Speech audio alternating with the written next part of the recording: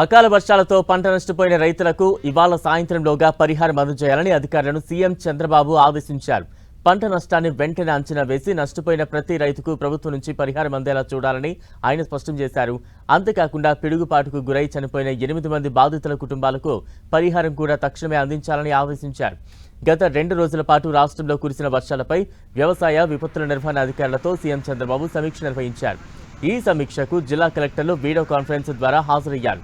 వర్ష ప్రభావిత జిల్లాల్లో జరిగిన పంట ప్రాణ నష్టం గురించి అడిగి సీఎం వివరాలు తెలుసుకున్నారు. జిల్లాలో అకాల వర్షాలు ప్రస్తుత పరిస్థితులను గురించి సీఎంకు కలెక్టర్లు వివరించారు.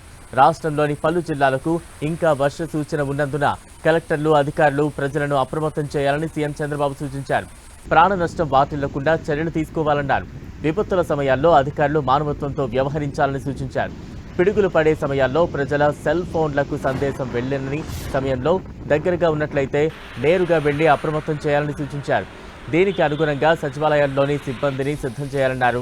పిడుగులు పడి చనిపోయిన పశువులకు కూడా నిబంధనల మేరకు పరిహారం వెంటనే విడుదల చేయాలన్నారు.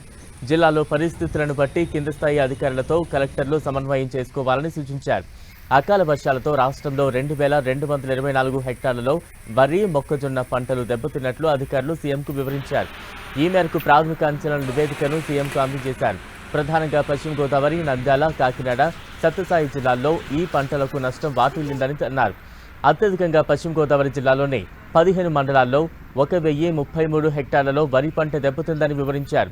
నంద్యాల జిల్లాలో 641 హెక్టార్లలో, కాకినాడ జిల్లాలో 530 హెక్టార్లలో, సత్యసాయి జిల్లాలో 20 హెక్టార్లలో వరి పంట దెబ్బతిందని అధికారులు సీఎంకు వివరించారు. హార్టికల్చర్ పంటల వివరాలను సీఎంకు అధికారులు వివరించారు. అరటి, బొప్పాయి, మామిడి తదితర ఉద్యానవన పంటలు దెబ్బతిన్నాయి. ఇందులో ఎక్కువగా అరటి, మామిడి పంటలకు నష్టం వాటిల్లింది.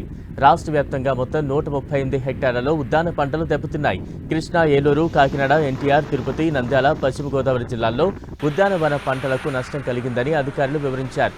రబీలో 20 లక్షల మెట్రిక్ టన్నుల ధాన్యం కొనుగోలు లక్ష్యంగా పెట్టుకున్నామని పౌర సరఫరాల శాఖ ప్రత్యేక కార్యదర్శి సౌరభ్ గౌర్ సీఎంకు వివరించారు. ఇప్పటికే 13 లక్షల మెట్రిక్ టన్నుల ధాన్యం కొనుగోలు చేశామని తెలిపారు. వర్షాలకు రంగు మారిన ధాన్యం కూడా కొనుగోలు చేయడానికి చర్యలు తీసుకుంటామని సీఎంకు తెలిపారు. విపత్తుల సమయంలో ప్రభుత్వ అధికారులు మానవీయ కోణంలో పనిచేయాలని ఈ సందర్భంగా సీఎం చంద్రబాబు అన్నారు.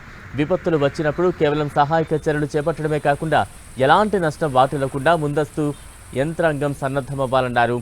రాబోయే రోజుల్లో కూడా ఆర్టీజీఎస్లోని అబేర్ విభాగం నుంచి విపత్తు నిర్వహణ సంస్థ నుంచి ఎప్పటికప్పుడు వాతావరణం గురించి ముందస్తు హెచ్చరికలు జారీ చేస్తుంటామన్నారు. జిల్లా కలెక్టర్లందరూ దీనికి అనుగుణంగా ఆయా జిల్లాల్లో ఎట్టి పరిస్థితుల్లో మరణాలు సంభవించకుండా జాగ్రత్తలు తీసుకోవాలన్నారు. టెక్నాలజీ వెళ్లలేని ప్రాంతాల్లో మానవ సాయంతో ప్రమాదాలు నివారించి మరణాలు సంభవించకుండా చూడాలన్నారు.